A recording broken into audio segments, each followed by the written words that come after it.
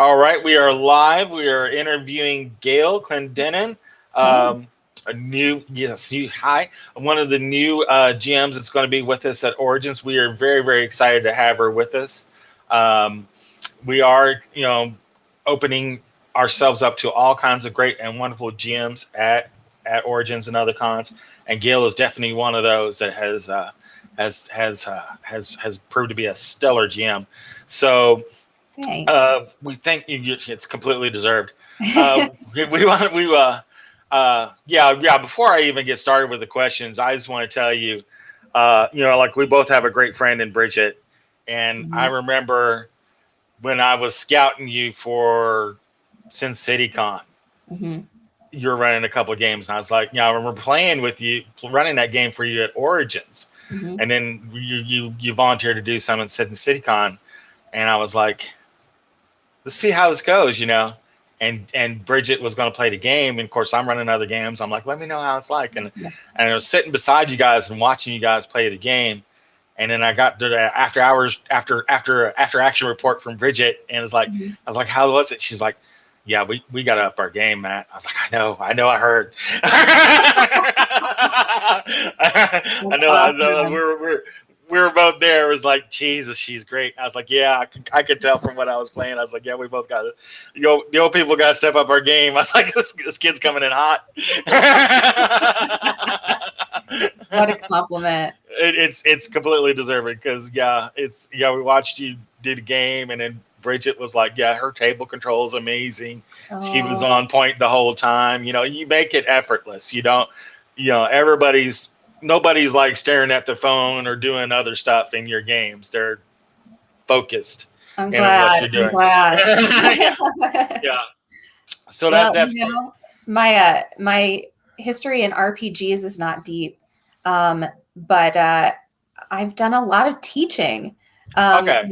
and I think that figuring out how to keep a room full of adults engaged definitely applies at the table, right? So I'm Yeah, grateful that I've been able to bring that experience to this because there's always a lot to learn as a game master, and there are things I'm working on all the I time. yeah. And it's nice that nice to bring something in with me. A few things, right? But that's definitely one of them.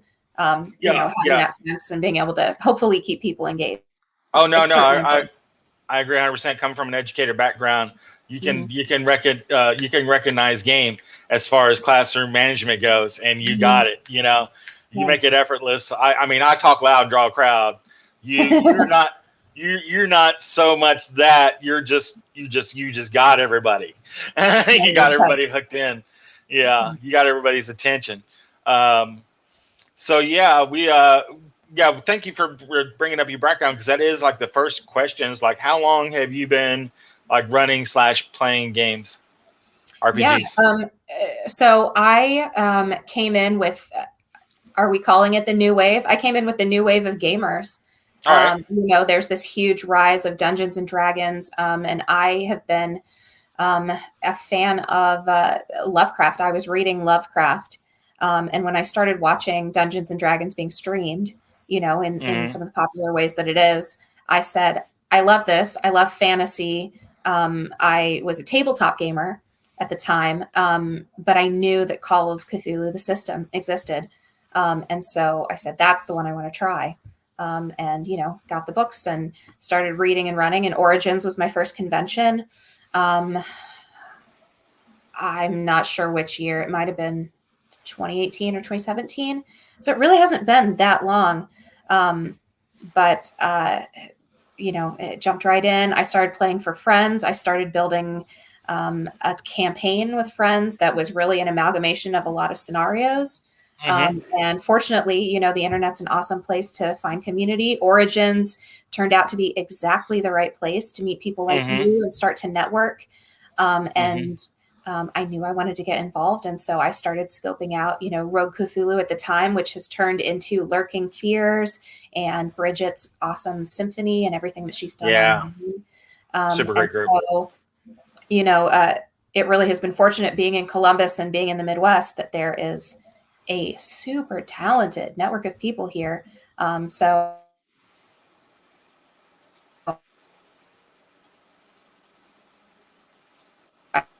I just really feel like I've had this is to network so well. So all of those things have collided, and I am having the time of my life doing this. Running, writing, playing, and really it pulled me through the pandemic too. Just getting to stay connected with people from home. Yeah. Excellent, excellent. Yeah, yeah. The pandemic's really. I thought that would have been the death of gaming, but it's ended up being quite the opposite with Mm-hmm. technology. It's definitely, if anything, just made it bigger because everybody's got that downtime now at home. It was something to do. Yeah. And I think convince people to do the work of figuring out the platforms. If you didn't feel like it before, it was worth the effort now. Oh And, yeah, totally, you totally. know, Yeah, yeah, yeah. Like yeah, I was not a Discord fan. I was not a Roll20 fan. I was like, I'll do it if I gotta. uh-huh. Now, then it then became I gotta if I'm gonna run a game. Yeah. So yeah, yeah. Like this platform, I love this platform. Not to sponsor, not sponsored by StreamYard, but Yeah. it's really good for what it is. It's basically a Zoom, but it's a super stable browser based platform, so you don't have to download a program or anything like that. Yeah. Uh, you don't have like immersive maps or anything like Roll20, so it's all very well much theater mind. You can throw up pictures like screenshots and stuff like that Mm-hmm. to set the mood or throw a map up or something, but you can't do all the interactive stuff with it. But it's really good for what it is, and it's very very basic, very intuitive. I can give it to anybody, and they can start live casting YouTube like in an instant. I Oh yeah. really I really like doing this. A friend of mine, you might know him, Oscar Rios. You know Oh yeah. Oscar? Yeah, We know of him. yeah, he Yeah. started using this for his Star Frontiers campaign, and I'm like, oh, what do you? I liked it. I started playing in it with him, and Mhm. I liked the thing. So I'm like, yeah, if it's good, steal it. So, and Yeah. that's what I've done. Sure. So you came in with a new wave, Hmm. and you said you read Lovecraft and stuff like that. Hmm. But did you have like a friend that brought you in, or was it your own interest, or?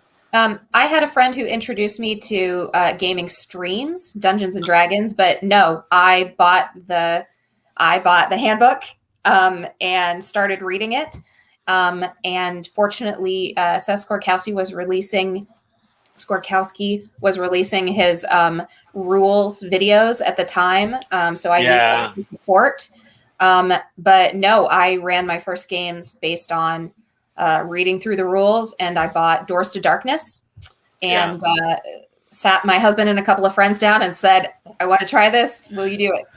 Oh, that's awesome. Yeah. Made them guinea pigs. There you go. Very cool. Yes, I Very cool. did.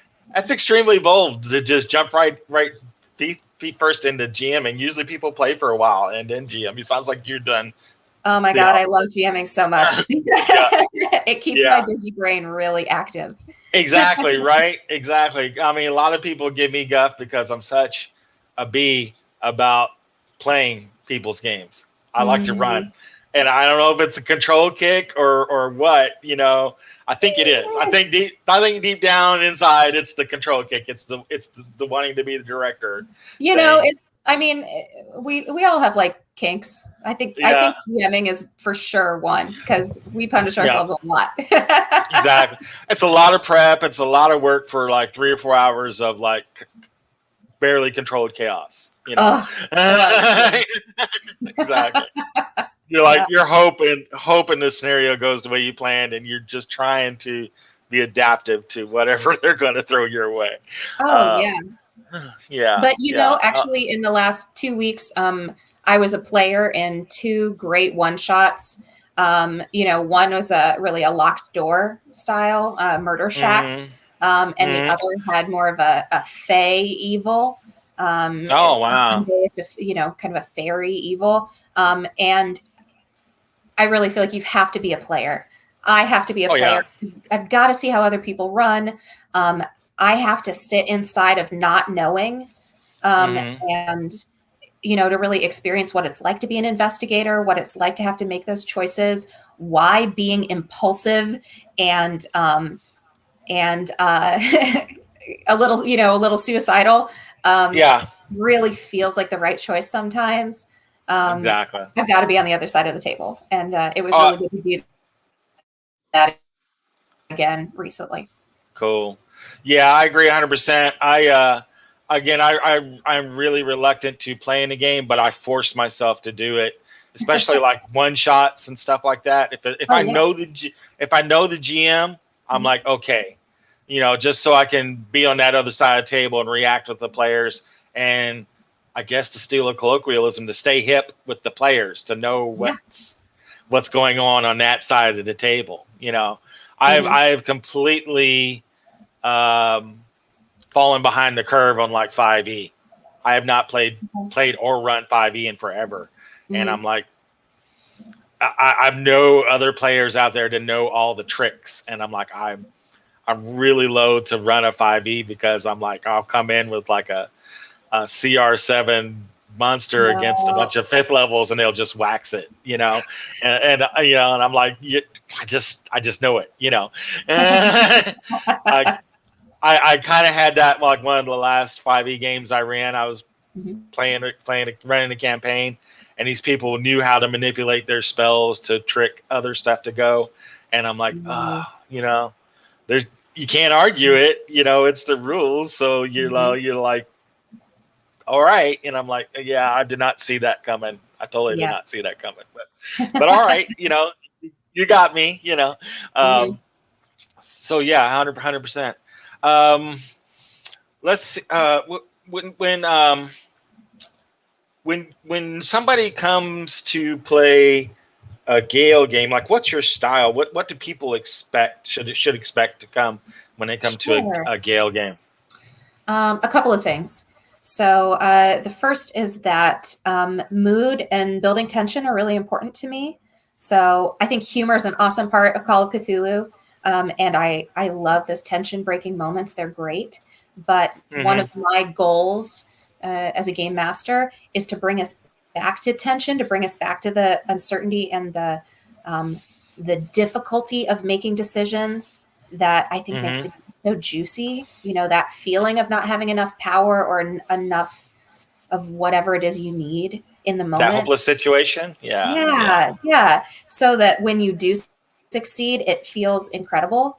Or when your dice just really go your way, and so that failure also feels incredible. I think that's part of the fun of Cthulhu Yeah.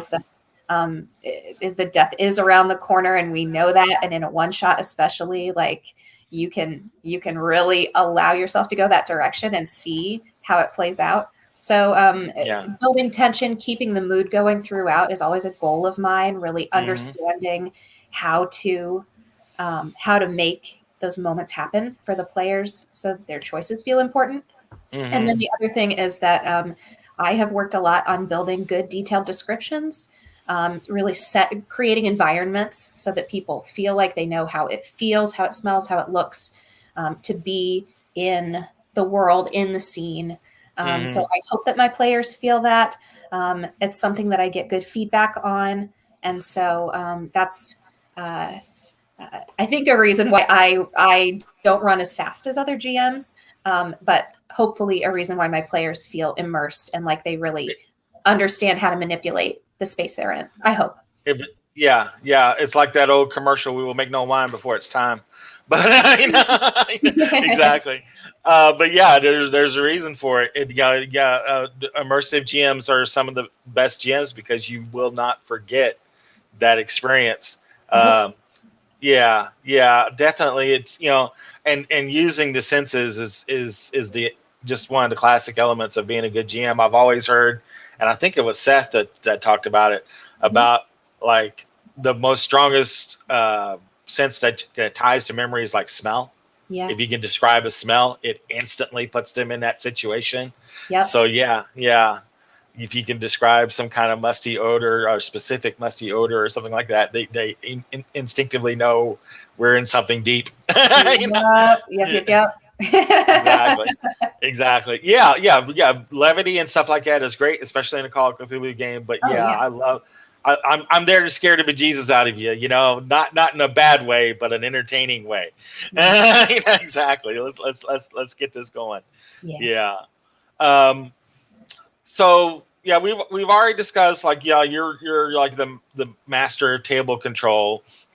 Um, as far as like being immersive GM and having everybody focused on the game. Mm-hmm. Um, Oh, when not to belabor it, but I would say that's another thing is it's really important to me that people feel like they're involved. So Yeah. trying to balance involvement of my players in a game, especially at a convention where you know you don't know everybody at the table. Maybe you came with a friend, but making sure people feel like they have a role and they know how to get into the story. That's really important to me too. Yeah. It's always important, like very especially at the beginning of the game. Like you can feel, and I think you've got the same kind of knack. You can feel like in the first 10 minutes of meeting people, what role they're playing in the group, Yeah. whether it's their character or the player, whether it's a take charge, step forward kind of character, or somebody just that's cool in the background and just wants to hear the story. You can definitely adapt to those really quick. So yeah, being able to go, what are you doing, and seeing how they react instantly gives you that where I'm going to place you in the order of Yeah. what's going to happen. Exactly right. Um, so, what games are you going to be running at Origins that you are excited about? I know you're running several, and I loved all of them. They all look great. Oh, good. I know one I played in, which was fantastic. So I'm looking forward to seeing it come. But if you want to discuss them, Sure. So right now I have 3 games planned on the schedule, and 2 of them are pieces that I've written. So hmm I'm going to run House of Glass, which is a piece that I wrote and had published in the 3rd issue of Beit Al-Azif, which is a Cthulhiana gaming magazine. hmm It came out this past November, so November 2020. yeah. And it is a modern Call of Cthulhu scenario that takes place inside of a botanical conservatory, which is such a cool environment. Every room it feels like a different biome, a different, literally like temperature, humidity, the plants in it are different because a botanical conservatory, is trying to keep plants from all over the world alive in each section of Oh, the space. It's like a massive greenhouse and garden. So that's the environment for that one. And I've really enjoyed getting to take groups of players through that in this past year as I've play tested it and now, brought it out. I yeah. am also running. Oh, sorry. Go ahead. Oh no, I was just that's the one I played in and I loved it, and Yeah. I think Rom is still feeling where he got knocked the crap out of him. And then the very first hit was the most epic hit I think we've ever seen in a long time. It was amazing. So yeah, but yeah, that was a lot of fun, and and Good. and playing in that makes me want to go. I've never seen that place, so now I definitely want to go check that out next time I come up to Columbus. So yeah, Oh, yeah. There's a beautiful botanical conservatory in Columbus called Franklin Park, and definitely yeah, an inspiration helped me feel the environment so I could write about them. cool. The second game I'm going to run is called Knighted, and it is Gaslight, and uh, has a large group of people who are all related to a host in one night of a party, and the host doesn't arrive, and things start getting serious and strange inside the house. And they all have these little pieces of sort of information about their common history that starts unfolding. It's a good kind of complicated story. I'm really excited to bring it out in a convention setting. I think it has a great like sort of Halloween feel to it. Something about gaslight, you're like you're Yeah, always far away from help when you're doing gaslight. Um, yeah. this one has good monsters and good strangeness to it. So hmm I'm excited to get to pull that one out. And then the last one is it's a psychological RPG that I've written as sort of in the style of like Grant Howitt's one-page RPGs. So Oh it's yeah. called The Birthday Tests, and it takes place with all of the players playing different aspects of the personality of a single woman. So they share control and decision making over a single character as they follow Tess through the night of her 39th birthday, as she remembers celebrating past birthdays and makes decisions Oh over how to wow. celebrate, and kind of what she's like. So it's pretty mature. Um, crazy things happen every time I run it so far. And I really like that. So far, my players tend to leave the table still thinking about what they could have done, like how much control they have, which Mhm. is that's a fun thing to explore in a game. So I'm kind of digging Absolutely. how that's going. And now that's not any kind of system or anything, right? That's basically like, is that like a narrative kind of game, basically, It or? is a narrative kind of game. There are no dice rolls. There are some rules to how you can control the character and how you can sort of take control or make decisions over the other players. But yeah, it's totally narrative. Sweet, Yeah. sweet. I like that. That is awesome. That's very, very fun. Yeah, Well, and all it's a right. little bite size. It's It's a at what? 2 hours a game. It's sort of just the right size to tell a Oh story yeah. together and head out. Oh, that's cool. Yeah, Excellent, excellent. Yeah, nice like convention scenario size things. yeah. Very good, very good.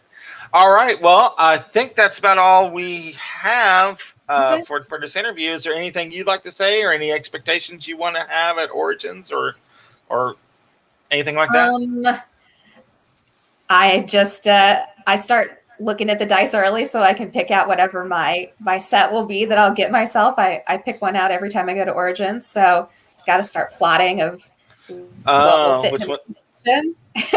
Yeah. But I think it's Which going to one's be a your really faded fun die? time. Ooh, Yeah. I have some bloodstone dice that are very mean to players, and so I use those when I GM usually. Nice. Nice. I have one old red D6 that has like the black pips on it that I've had for Ooh, eons, and yeah. it's my standby D6. I always have, no matter what kind of dice I've got. I throw Hmm. that red D6 in there, and especially like if I'm playing Star Wars, the old West End game Star Wars, because they had the wild die rule where 1 was bad, 6 was good, and it exploded and add to your die Oh pool. yeah. Yeah, I would roll that, and I love running into GM. People who play with me in Star Wars played Hmm. under me is like, you don't have that red D6, do you? I'm like, yeah. Can we get rid of that red D6? They hate seeing it coming. They're like, oh, it's the bane, it's our bane. Gonna happen. Yeah, everybody has one die. I think that's like, Hmm. yeah, that's my baby. It won't let me down. Exactly. All right. Well, Gail, thank you so much for being with us this evening and discussing your your your your upcoming debut at Origins with us. Oh So sure. looking forward to that, and looking forward to seeing all our great GMs, all our great players at Origins. We're going to have such a fantastic time. We got over 70 games, like almost 80 tables, going to be Wow. full. Hopefully we've got the rooms for Yeah. it. I'm scrambling with the Origin staff to like, am I going to have enough room to do all this? Because the COVID restrictions, and there's other Absolutely. conventions and stuff going on. But yeah, we have a full docket of games to run every bit of the spectrum, and Yeah. I'm super excited to see them happen. So, Well, the and Looking Fierce team is really talented, so I'm excited too. I've left yeah, myself just a little space to play, yeah, so it'll be great. yeah, yeah, we roll deep. That's for sure. That's for sure. Oh my gosh. Exactly. Well, thank you again, and everybody who's watching, stay tuned and watch other game masters that are going to be interviewed throughout the time before we set up for Origins, and be sure to catch our past GM reviews to make sure you see all of them, so before you get to play with them at the con. Thank you very much. Awesome. Thanks, everyone.